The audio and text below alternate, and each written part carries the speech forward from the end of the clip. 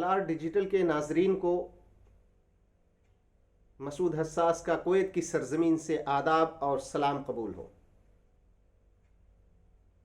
ناظرین، میں سالار ڈیجیٹل کے حکم پہ آج کے مبارک دن کے حساب سے مولانا ابوالکلام آزاد رحمہ اللہ کی زندگی کے کچھ نکات پیش کرنے کی کوشش کروں گا۔ خصوصاً انہوں نے جو پیشین گوئیاں جامع مسجد کی سیڑھیوں سے کی تھیں، اس تقریر میں جو بلاغت تھی، جو ابلاغ تھا، پیشین گوئی تھی، مستقبل بینی تھی، میں اس کو ٹچ کرتا ہوا ایک دو باتیں اور کروں گا۔ بڑی مشکل سے 2-3 منٹ کے اندر اپنی بات کو ختم کروں گا۔ مولانا ابوالکلام آزاد رحمہ اللہ کی شخصیت اس قدر ہمہ جہت تھی کہ جتنے بھی زاویے لیے جائیں، ہر زاویے پہ PhD کی جا سکتی ہے۔ ہر شخص چاہتا ہے کہ وہ اس پہ کما حقہ گفتگو کرے، لیکن وقت اجازت نہیں دیتا۔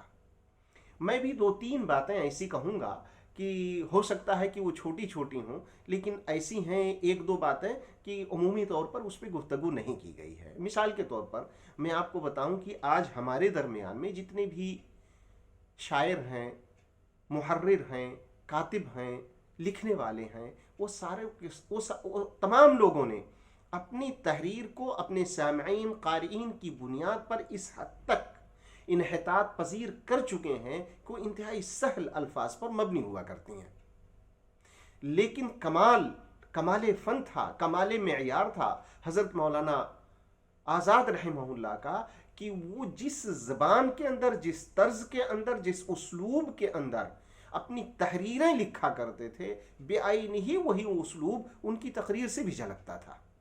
یہ بہت بڑی بات ہے۔ یہی وجہ ہے کہ آپ ان کی تقاریر کو اگر اکٹھا کر کے شائع کر دیجئے تو آپ اسے غبار خاطر وغیرہ جیسی کتابوں کے ساتھ رکھ کر کے دیکھ لیں گے، ہر شخص یہی کہے گا کہ ایک ہی آدمی کا طرز نگارش ہے۔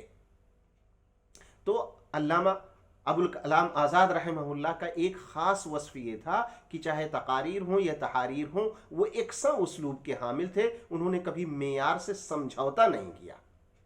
اور ہمارے جیسے لوگوں کے جیسے جو ابھی عوام الناس کی بنیاد پہ اپنی تحریر کو مکمل گرا کے لکھتے ہیں، سہل الفاظ پہ مبنی ہو جاتے ہیں، ایسا انہوں نے نہیں کیا۔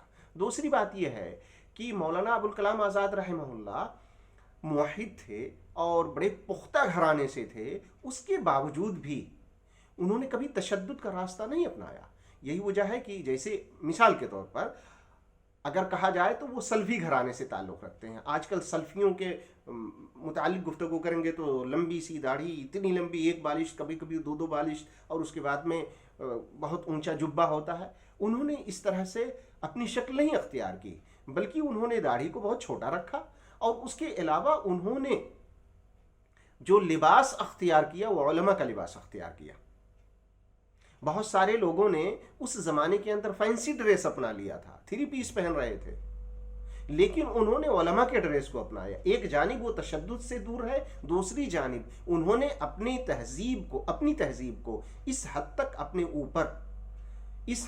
اپنے اوپر لادے رکھا، یا اپنی تہذیب کو انہوں نے محبت کی نگاہوں سے دیکھا کہ اس سے کبھی بغاوت نہیں کی۔ یہی وجہ ہے کہ آپ ان کی تمام تصاویر کو دیکھیں گے، وہ تقریباً ایک ہی لباس ہوتا ہے جو کہ علماء کا لباس ہوتا ہے۔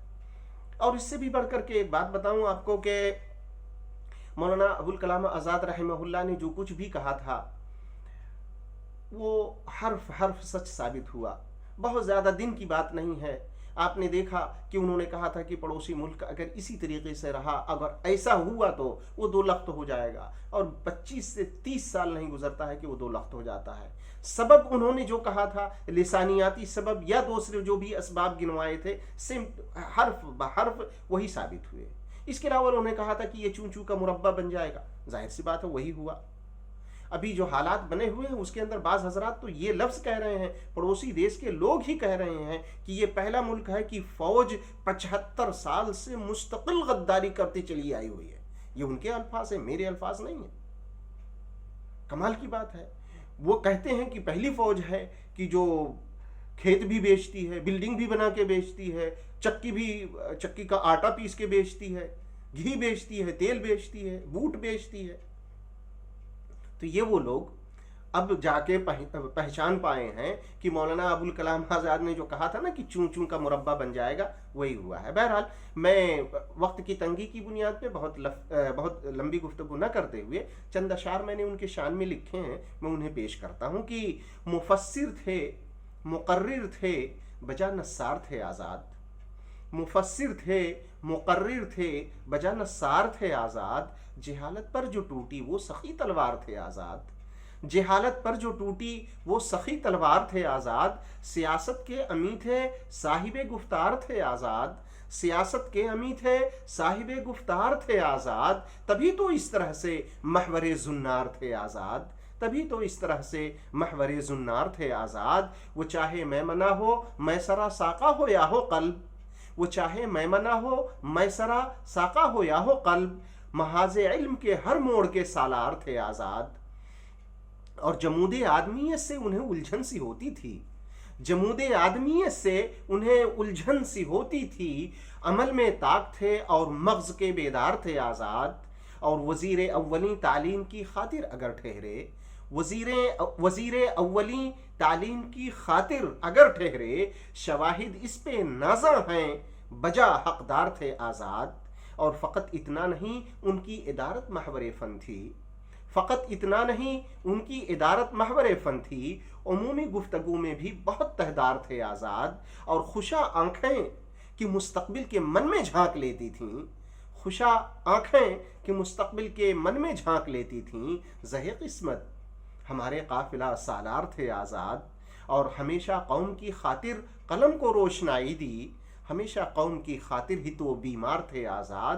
اور ہمارا فیصلہ ہے اور ہے 100% حتمی، ہمارا فیصلہ ہے اور ہے 100% حتمی۔ ہمارے منطقے کے سید الابرار تھے آزاد۔ اور بلانوشی میں بھی حساس تھے پاکیزگی حامل، بلانوشی میں بھی حساس تھے پاکیزگی والے، بلانوشی میں بھی حساس تھے پاکیزگی والے۔ زمانہ متفق ہے، چائے کا معیار تھے آزاد۔ اور مفسر تھے، مقرر تھے، بجا نثار تھے آزاد۔ جہالت پر جو ٹوٹی وہ سخی تلوار تھے آزاد۔